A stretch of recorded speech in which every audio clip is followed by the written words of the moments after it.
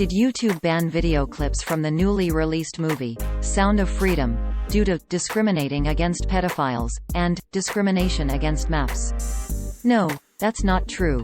There is no policy listed under the community guidelines of YouTube regarding discriminating against pedophiles, and maps, minor attracted persons. This article making the claim comes from an online platform known for publishing fabricated content. The claim appeared in an article published by The People's Voice on July 19, 2023, titled, YouTube Bans Sound of Freedom Clips Due to Discrimination Against Maps. The People's Voice, which opened, quote, YouTube has begun censoring content that mentions the anti-child trafficking movie, Sound of Freedom, because it violates community guidelines by discriminating against pedophiles.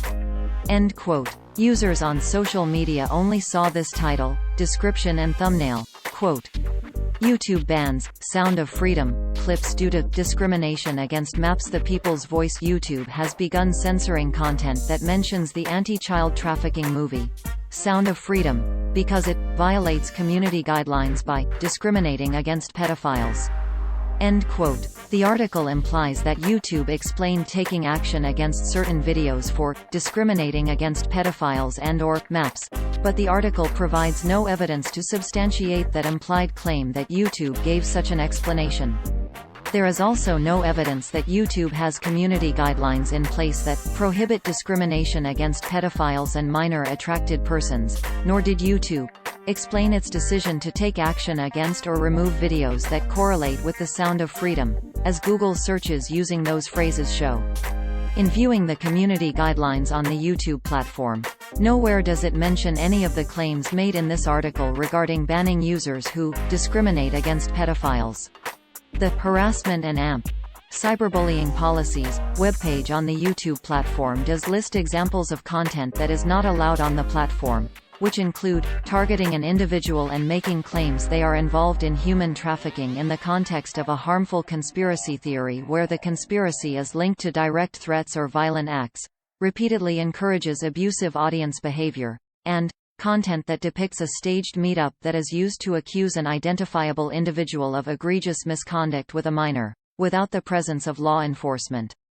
There has been controversy surrounding the Sound of Freedom movie regarding its purported connection to the QAnon movement. There is no evidence that media companies like YouTube have banned content mentioning the Sound of Freedom movie.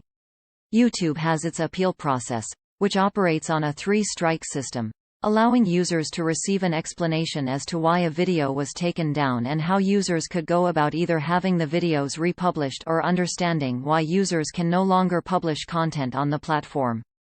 LED Stories has reached out to YouTube via the Google platform and will update this fact-check if a response is received.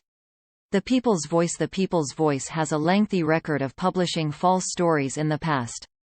It describes itself as a resource, comprised of various web pages operated by Fact Check Limited, but it has nothing to do with fact-checking.